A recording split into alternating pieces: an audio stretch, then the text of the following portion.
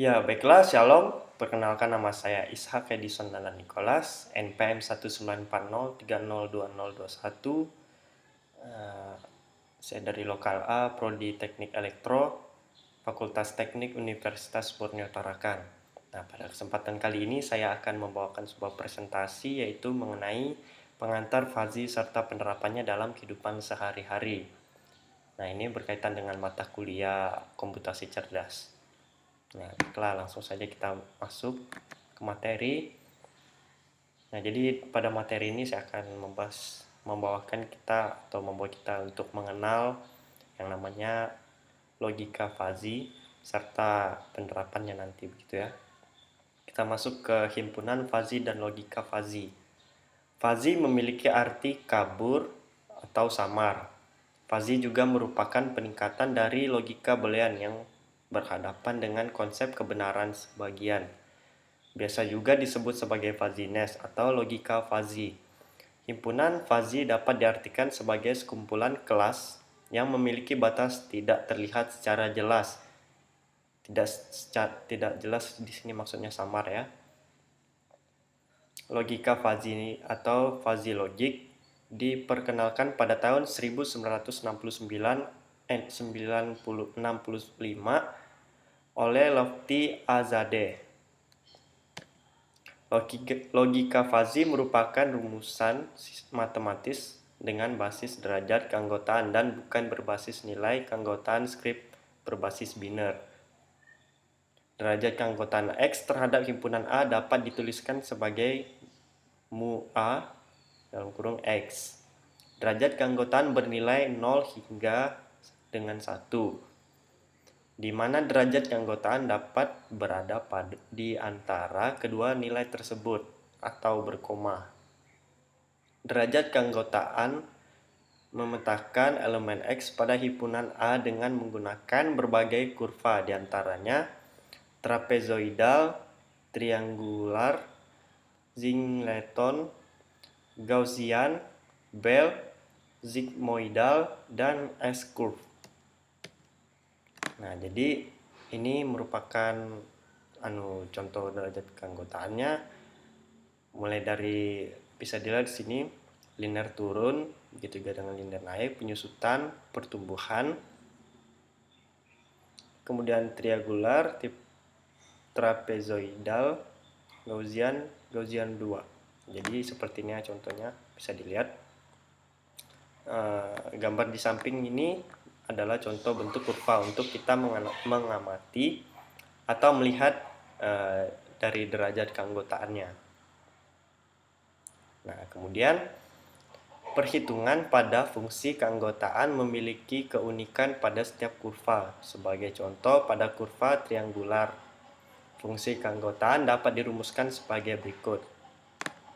Seperti ini ya, bisa dilihat mu A dalam kurung X, 0X lebih kecil dari A dan X lebih besar daripada B.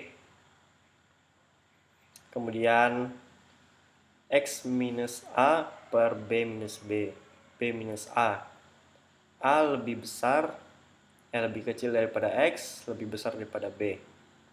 Kemudian yang ketiga itu B minus X, C minus B, B lebih besar dari X, lebih kecil dari C.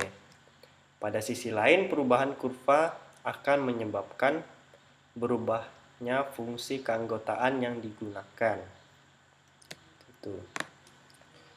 Kemudian kita masuk ke contoh kasus.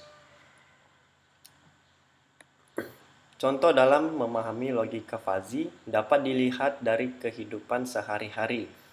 Bisa kita contohkan dengan menyatakan tinggi badan seorang yang memiliki sifat relatif. Tinggi badan seorang tidak dapat dijadikan sebuah patokan benar-benar tinggi ataupun pendek, sehingga nilai-nilai kabur atau samar dapat dipakai.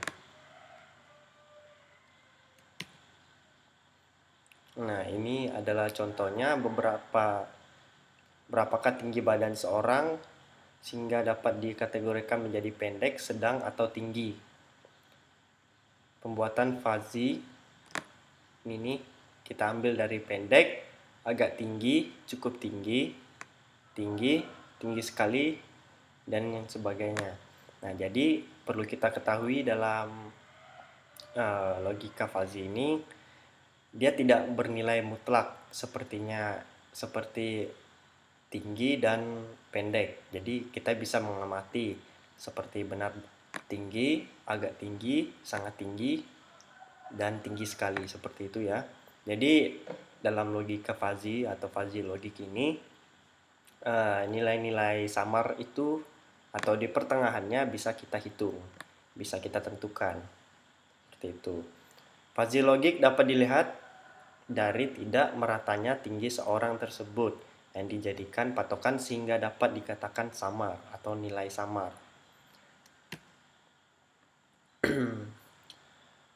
Derajat keanggotaan.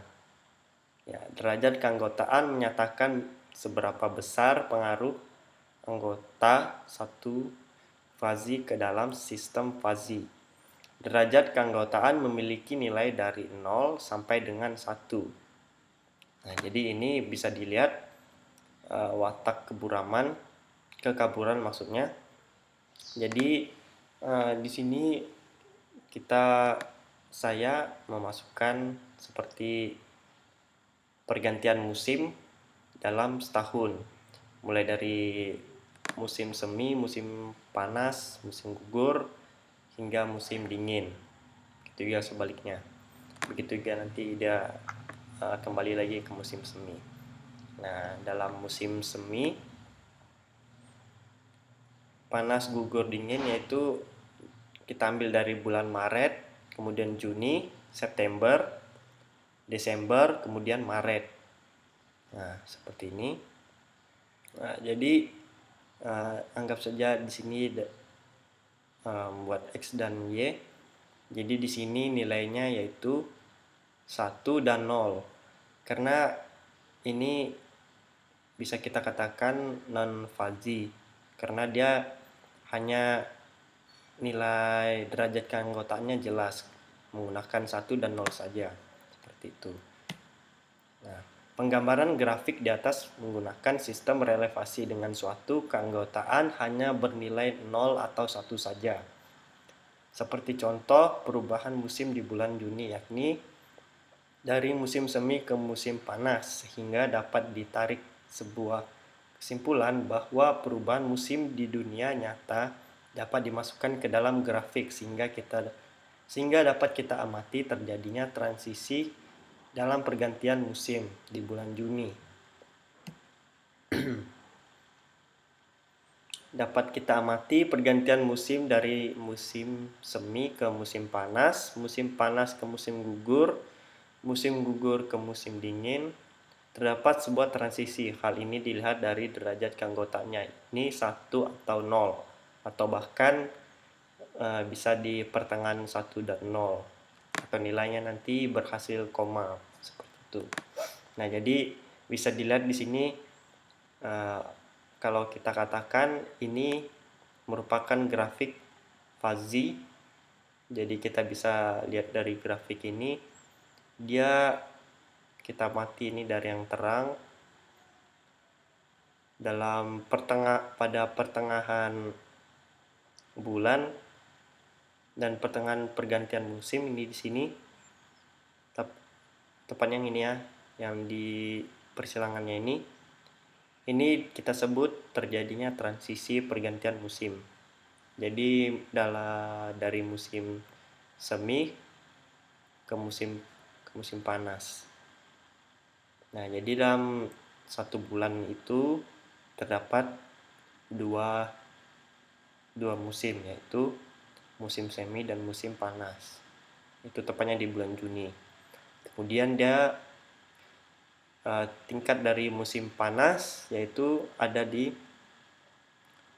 sekitar bulan Juli dan akan turun lagi, gitu seterusnya. Sebagai contoh, amati pada bulan Juni, yang mana pengaruh dari musim semi mulai berkurang pada bulan Juni, namun pengaruh musim panas mulai naik, sehingga dapat kita katakan bahwa pada bulan Juni terdapat 2 musim, yakni semi dan musim panas. namun dengan derajat keanggotaannya yang tidak sepenuhnya 1 atau 0, atau memiliki nilai di antara 1 dan 0 atau setengahnya. Nah, seperti yang saya jelaskan sebelumnya, kita kembali di sini terjadi transisi ya teman-teman, transisi pada bulan Juni. Jadi jika kita gambarkan dalam perhitungannya itu, dia tidak sepenuhnya 1 dan tidak juga sepenuhnya 0, karena dia berada di pertengahan 1 dan 0, mungkin seperti setengah itu, dan hasilnya juga akan koma. Dia hasilnya tidak mutlak. Namun pada bulan Agustus dapat dilihat sesuai grafik bahwa sepenuhnya adalah musim panas karena sesuai dengan derajat keanggotaannya yang bernilai 1 dan 0, atau bukan di antara 1 dan 0. Nah, jadi ini berbeda lagi, bisa dilihat untuk di bulan Agustus di sini antara pertengahan sini, jadi dia mutlak di angka 1 dan angka 0. Jadi dia tidak ada transisi. Jadi tingkat kepanasannya itu pas di bulan Agustus, dan tingkat terendahnya itu juga ada di bulan Agustus. Jadi saat musim panas itu dia akan pas maksudnya dalam pergantian musim, maka musim panas ini berada di atas pas pada bulan Agustus. Namun musim semi di bulan Agustus itu sudah turun, seperti itu. Demikian juga dengan pergantian musim lainnya, dapat dilihat atau diamati bahwa pada setiap pergantian musim terjadi sebuah transisi yang derajat keanggotaannya berbeda-beda. Fungsi fazi dibagi menjadi dua tipe, yakni non-fazi dan fazi. Non-fazi dapat dikatakan jika memenuhi syarat, maka nilainya 1. Tapi jika tidak memenuhi syarat, maka nilainya akan 0. Nah, kemudian sedangkan fazi, ketika derajat keanggotaannya mulai naik atau di antara keduanya 1 ataupun 0, maka akan tetap masuk ke dalam derajat keanggotaan. Nah, jadi bisa dilihat seperti pada contoh gambar di bawah ini. Yang di atas ini adalah non-fazi. Kemudian yang di bawah ini yang biasa dipakai semua orang, yaitu sistem fazi. Jadi untuk non-fazi ini dia hanya memakai nilai mutlaknya, yaitu 1 dan 0. Dia hanya berpatokan pada nilai 1 dan 0. Jadi ketika seperti kembali di awal tadi, tinggi badan seorang.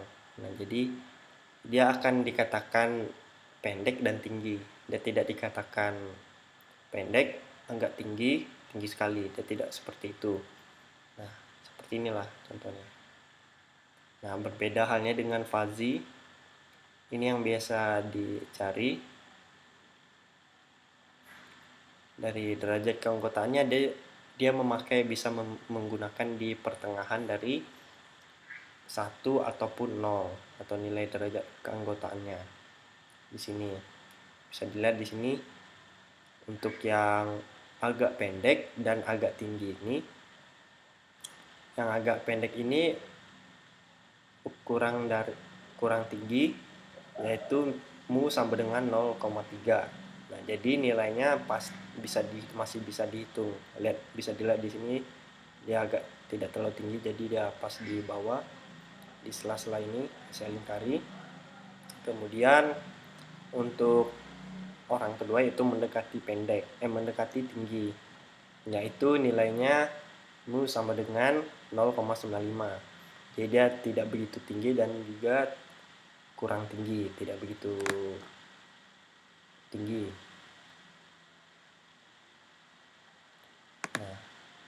kita masuk ke dalam contoh penerapan logika fuzzy pada kontrol suara TV sebagai alternatif menghemat daya listrik. Nah, sebenarnya di sini prototype kontrol volume TV. Nah, jadi sebelum kita mengamati atau membuat sebuah fuzzy dari contoh kontrol suara ini, terlebih dahulu kita lihat ya seperti inilah kira-kira prototipenya.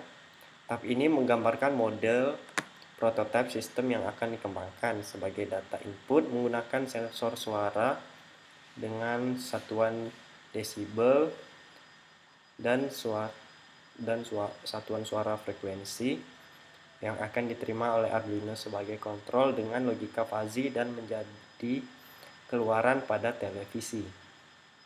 Nah, sebenarnya ini masuk ke mata kuliah kecerdasan buatan menggunakan fuzzy seperti ini. Nah, kita masuk ke penerapan logika fuzzy Mamdani. Nah, jadi dalam pembuatan kontrol suara TV ini dia menggunakan logika fuzzy Mamdani. Nah, variabel pada penelitian ini input yang digunakan yaitu suara, diambil dari sensor suara dengan satuan Hertz dan dB dengan variabel keluaran berupa volume televisi. Jadi seperti ini. Jadi inputnya berupa frekuensi desibel dan keluarannya nanti pada televisi. Domain, penentuan domain diambil berdasarkan variabel input. Variabel frekuensi dengan himpunan rendah yaitu 10 sampai dengan 6600. Kemudian sedang yaitu 20 sampai dengan 13.320 dan tinggi yaitu 6.600 dan 20.000. Nah, jadi kemudian variabel desibel memiliki 3 himpunan juga yaitu rendah dengan domain 0, sampai 60, sedang 30 sampai 85 dan tinggi 60 sampai 100. Nah, jadi kita masih memakai konsep seperti tinggi badan seseorang tadi, yang mana ada rendah, agak tinggi, dan tinggi sekali seperti itu. Nah, bisa dilihat di sini ada frekuensinya, yaitu kita menggunakan istilah rendah, sedang, dan tinggi. Nah, jadi ini adalah bentuk kurva dan fungsi keanggotaan. Kita mulai dari frekuensi input. Nah, jadi di sini sebenarnya kurang lebih dengan contoh yang sebelumnya, contoh-contoh dasar sebelumnya, yaitu dari rendah, sedang, dan tinggi. Nah, untuk rendah di sini bisa dilihat pas di pertengahannya yaitu 20, sedang di 6.600, kemudian di tinggi 16.320 seperti itu. Kemudian di sini juga terdapat nilai-nilai samar di antara 20 dan 6.600. Kemudian antara sedang dan tinggi yaitu 6.600 di antara 16.320. Kemudian untuk nilai maksimalnya ya ini 20.000. Nah, bisa dilihat di sini ini adalah pembagiannya, yaitu rendah F sama dengan 0, F lebih kecil sama dengan 10 atau F lebih besar sama dengan 6.600. F dikurang 10 per 20 per 10, 10 lebih kecil sama dengan F lebih kecil sama dengan 20. Nah, kemudian di antara 660 minus F per 660 6.600 minus 20 yaitu 20. Lebih kecil sama dengan F, lebih besar sama dengan 6600. Untuk ukuran sedang di sini 0, F lebih kecil sama dengan 20 atau F lebih besar sama dengan 16.320. F minus 20, 6.600 minus 20, 20 lebih kecil sama dengan F, lebih kecil sama dengan 6.600. 16.320 minus F lebih kecil 16.320 minus 6.600 lebih kecil sama dengan F lebih kecil sama dengan 16.320. Begitu seterusnya hingga ke satuan yang tinggi, yaitu di antara hingga 16.320 hingga 20.000 tadi. Ini untuk kurva frekuensi, yaitu untuk inputnya. Kemudian untuk desibelnya bisa dilihat seperti ini, sama saja dengan sebelumnya, tapi dia memiliki nilai maksimal yaitu 100. Jadi untuk nilai antaranya bisa dilihat dari nilai antara rendah dan sedang, yaitu di antara 30 dan 60. Jadi di pertengahannya seperti itu. Begitu juga dengan sedang dan tinggi, nilai antaranya antara 60 dan 85. Namun nilai keseluruhannya atau maksimalnya itu mencapai nilai 100. Nah, ini juga untuk kurva volume atau outputnya diterapkan pada televisi seperti ini. Nah, kita masuk ke fungsi implikasi atau rule base.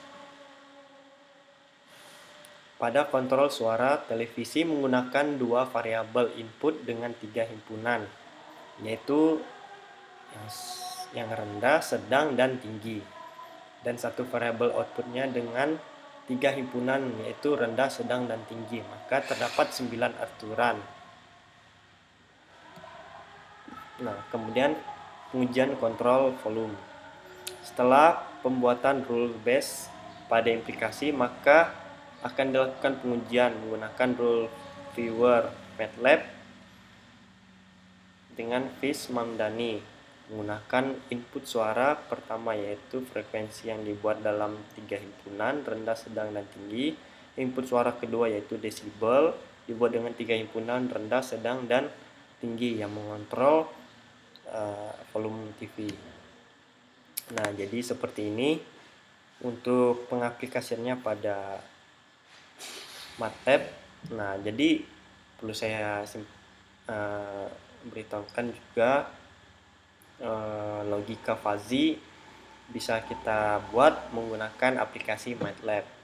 Jadi dia agak mempermudah. Jadi ketika kita memasukkan angka dan kita memainkan logikanya, maka aplikasinya akan menjalankan. Jadi nilai-nilai seperti ini akan keluar. Nah, bisa dilihat di sini frekuensinya yaitu 2,11, kemudian disabelnya 19,5 dan volumenya 42,5. Nah, jadi seperti ini bisa dilihat.